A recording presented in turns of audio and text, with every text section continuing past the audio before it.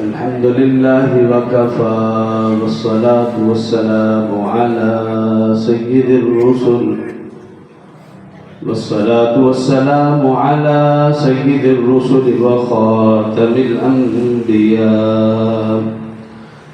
وعلى آله المجتبى وأصحابه الأتقياء ونشهد أن سيدنا وسندنا وحبيبنا وشفيعنا ومرشدنا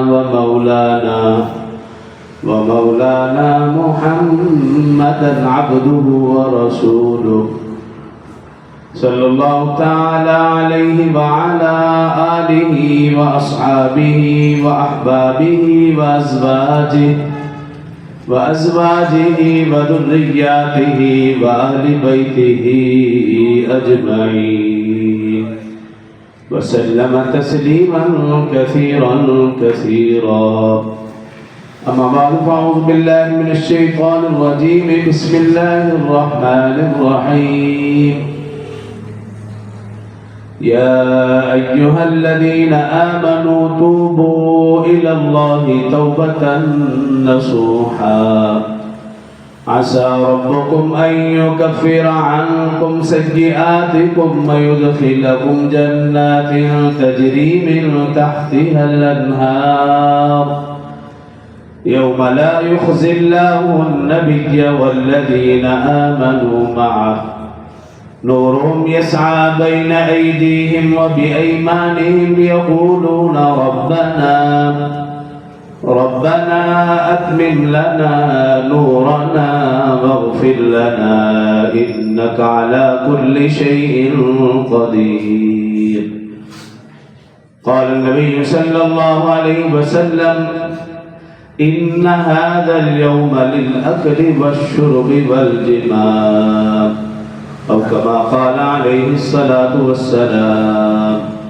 صدق الله العظيم وصدق رسوله النبي الكريم ونحن على ذلك لمن الشاهدين والشاكرين والحمد لله رب العالمين. تمام احباب ایک مرتبہ نماز والا درود شریف بآواز بلند پڑھ لیں. اللهم صل على محمد وعلى آل محمد كما صليت على إبراهيم وعلى آل إبراهيم إنك حميد مجيد. اللهم بارك على محمد وعلى آل محمد كما باركت على إبراهيم وعلى آل إبراهيم إنك حميد مجيد. رب اشرح لي صدري ويسر لي أمري واحلل عقدة من لساني يفقهوا قولي. رب زدني علما رب زدني علما رب زدني علما. میرے انتہائی واجب الاحترام برادران اسلام، دوستو، بزرگوں، بھائیوں،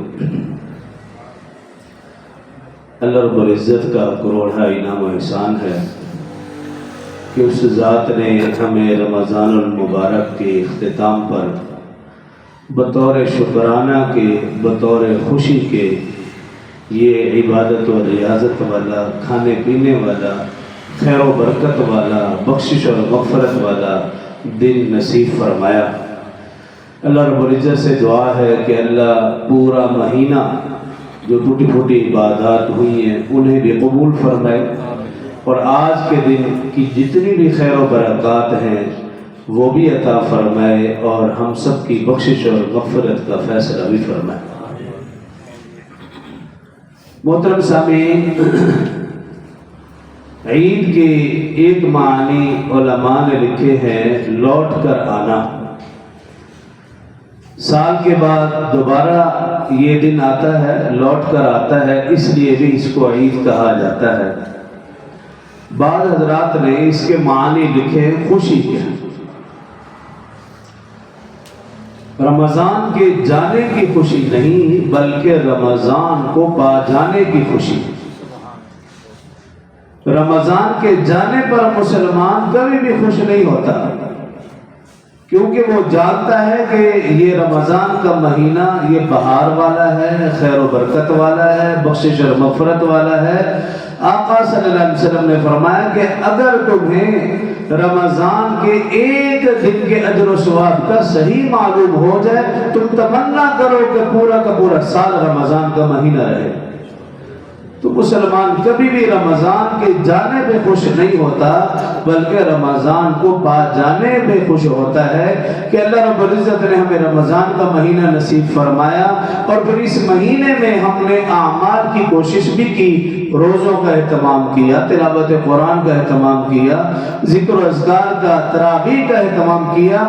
رمضان کو پا جانے پر جو خوشی ہے اس پر اللہ رب العزت اس دن مسلمانوں کو بطور انعام کے, بطور شکرانہ کے, بطور جزا کے مقرر فرمایا.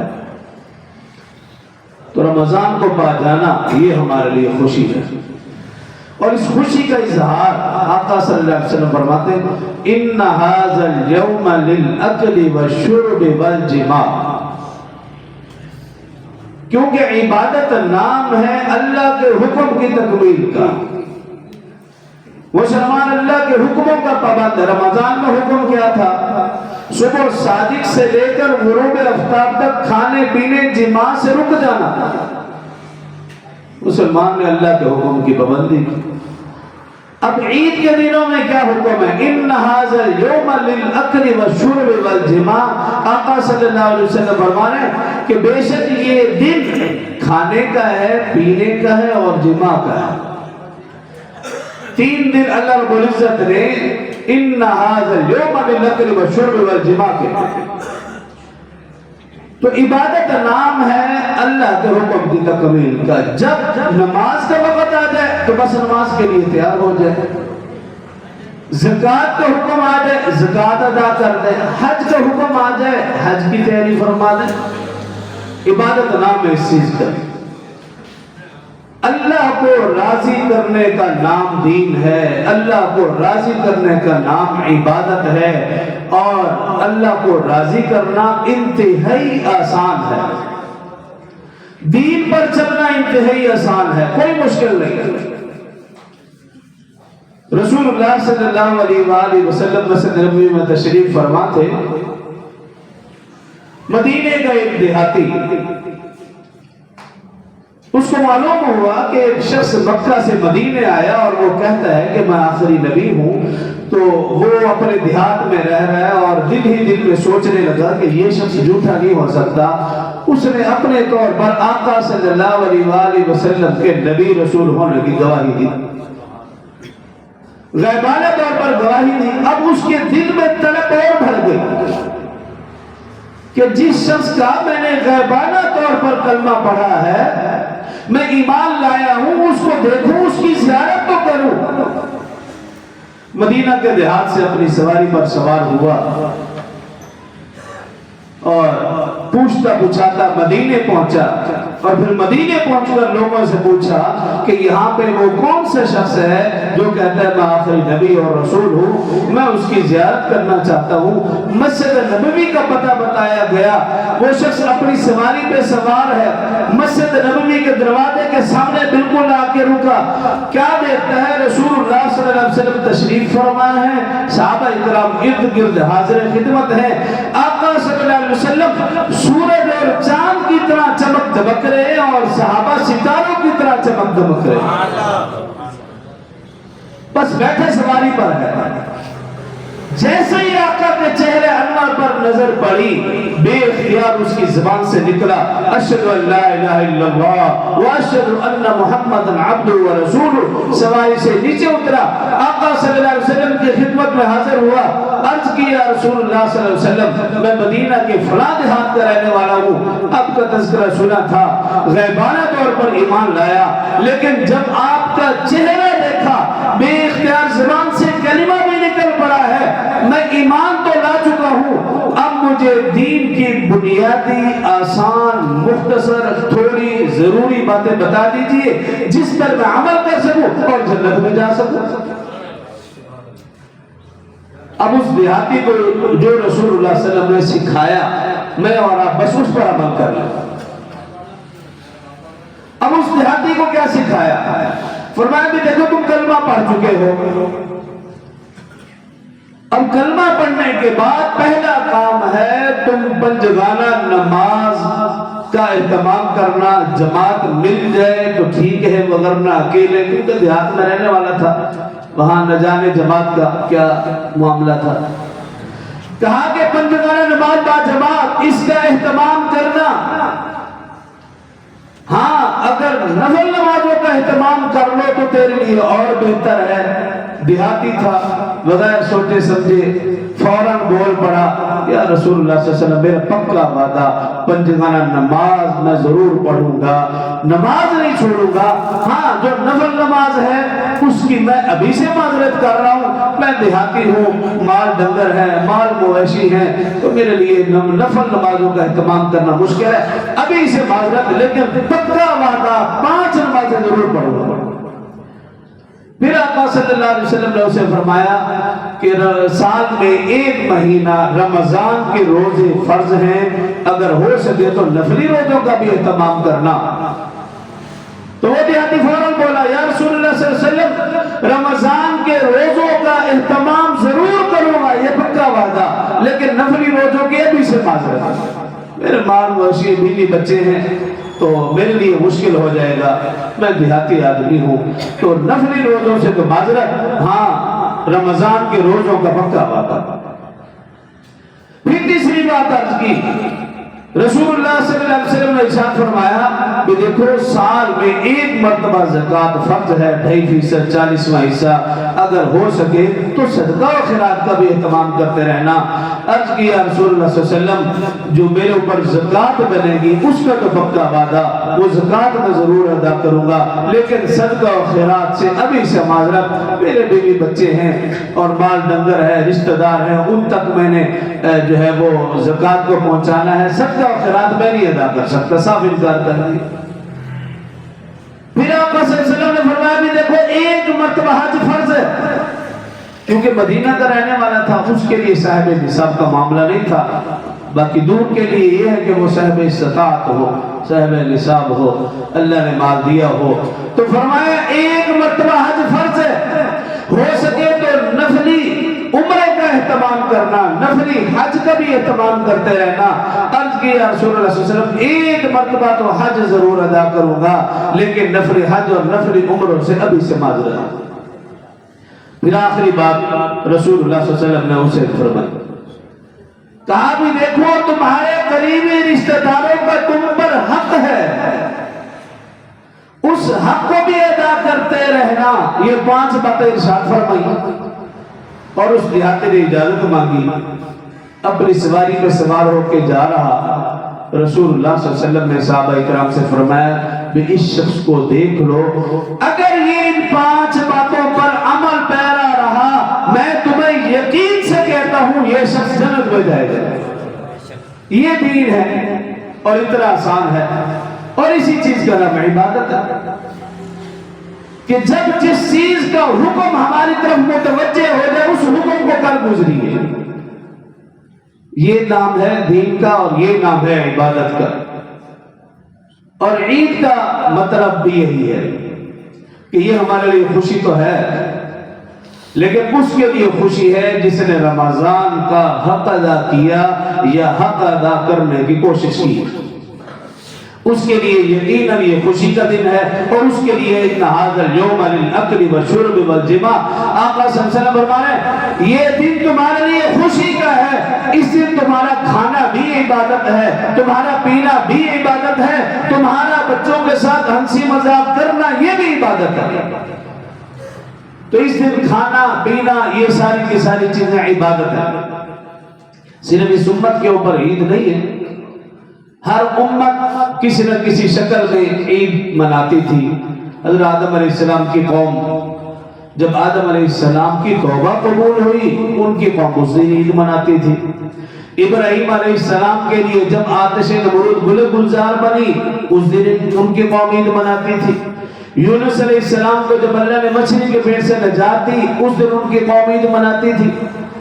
اسی طرح حضرت موسیٰ علیہ السلام اور ان کے ماننے والوں کو فرعون سے نجات ملی، اس دن ان کی قوم عید مناتی تھی۔ عیسیٰ علیہ السلام کی قوم، جب اللہ رب العزت نے آسمان سے ان کے لیے مائدہ دسترخوان نازل فرمایا، جنتی کھانا نازل فرمایا، تو اس دن ان کی قوم عید مناتی تھی۔ اہل عرب یہ بھی عید کا تہوار مناتے تھے، مکی زندگی ہو یا مدنی زندگی، مکہ میں بھی تہوار مناتے تھے، مدینہ میں بھی تہوار مناتے تھے۔ مکی زندگی میں چونکہ احکام نازل نہ ہوئے تھے، 10 نبوی میں جا کے نماز فرض ہوئی، باقی احکامات مدینہ میں فرض ہوئے، تو رسول اللہ صلی اللہ علیہ وسلم جب مدینہ میں تشریف لائے، جس سال رمضان کے روزے فرض ہوئے، رمضان کے آخر میں جب عید کا دن آیا تو دیکھا کہ مدینے والے سال میں 2 تہوار مناتے ہیں۔ مسلمان، مدینہ والے مسلمان سال میں 2 تہوار، اور ان تہواروں میں کھیل کود کرتے ہیں۔ مسلمان 2 تہوار اور کھیل کود۔ ان سے پوچھا رسول اللہ صلی اللہ علیہ وسلم نے کہ یہ کیا ہے؟ آج کی ہم زمانہ جاہلیت میں بھی تہوار مناتے تھے، لیکن زمانہ جاہلیت میں تہوار کیا تھا؟ شراب نوشی، شعر و شاعری، رقص و سرود کی محفلیں۔ یہ زمانہ جاہلیت کی عید ہے کہ اگر خدا نہ خاصے میں اور آپ آج کا دن رقص و سرود، گانا سننا، گانا بجانا، ان فضولیات میں یہ دل لگا دیتے، یہ زمانہ جاہلیت والی عید ہے۔ اور اگر یہ دن ہم عبادت و ریاضت کا اہتمام کرتے ہوئے حلال رزق بھی کھا رہے، پی رہے، اپنے گھر والوں کے ساتھ ہنسی خوشی دن بھی گزار رہے، یہ زمانہ اسلام والی عید ہے۔ تو آقا صلی اللہ علیہ وسلم نے فرمایا ٹھیک ہے یہ زمانہ جاہلیت میں تہوار تھے، میں تمہیں اس سے بہتر دن نہ عطا کروں۔ فرمایا اللہ رب العزت نے میری امت کو 2 تہوار 2 دن عطا فرمائے ہیں، ایک ہے عید الفطر اور دوسرا عید الاضحیٰ، کہ ان دنوں میں کھانا پینا اور بچوں کے ساتھ خوشی منانا یہ عید کا دن ہے، اور عید کے ساتھ ساتھ اللہ رب العزت نے اس دن کو عبادت کا دن بھی قرار دیا، اور اللہ تعالیٰ اس دن میری امت کی بخشش اور مغفرت کا بھی اعلان فرماتے ہیں۔ تو یہ عید کا دن مسلمانوں کے لیے خوشی کا اور عبادت کا، اس کے لیے جس نے رمضان کا بھی خیال کیا اور عید کے دن نمازوں کا بھی خیال کیا اور رشتہ داروں کے حقوق کا بھی خیال کیا، جس نے عید کے دن بھی نماز کو بھلا دیا، عید کے دن بھی رشتہ داروں کو بھلا دیا، اپنے دل کو پاک صاف نہیں کیا، بہن بھائیوں کے پاس سر کر نہیں کیا، جو ناراض سے انہیں راضی نہیں کیا، اپنے دل کو پاک صاف نہیں کیا، تو پھر اس کے لیے عید کی کوئی حیثیت نہیں۔ اور حدیث مبارکہ میں ہے رسول اللہ صلی اللہ علیہ وسلم نے ارشاد فرمایا، حدیث قدسی ہے، اللہ تعالیٰ ارشاد فرماتا ہے فرشتوں سے، اے میرے فرشتوں، جس شخص نے پوری مزدوری کی ہو اس کا صلہ کیا ہے؟ جس نے مزدوری کا حق ادا کیا اس کا صلہ کیا؟ فرشتے عرض کرتے ہیں باری تعالیٰ جس نے محنت کا پورا حق ادا کیا اس کا صلہ یہ ہے کہ اسے پورا کا پورا معاوضہ دیا جائے۔ اور پھر اللہ تعالیٰ فرشتوں سے مخاطب ہوتا ہے، میرے فرشتوں تم گواہ ہو جاؤ، میں تمہاری موجودگی میں یہ اعلان کرتا ہوں، جن لوگوں نے رمضان کے روزے رکھے، تراویح کا نوافل کا اہتمام کیا، اس کا صلہ میں اپنی رضا اور مغفرت کو قرار دیتا ہوں۔ اور پھر فرشتوں سے فرماتا ہے، فرشتوں مجھے میری عزت اور جاہ و جلال کی قسم، جن لوگوں نے رمضان کے روزے رکھے، نوافل کا تراویح کا اہتمام کیا، مجھے میری عزت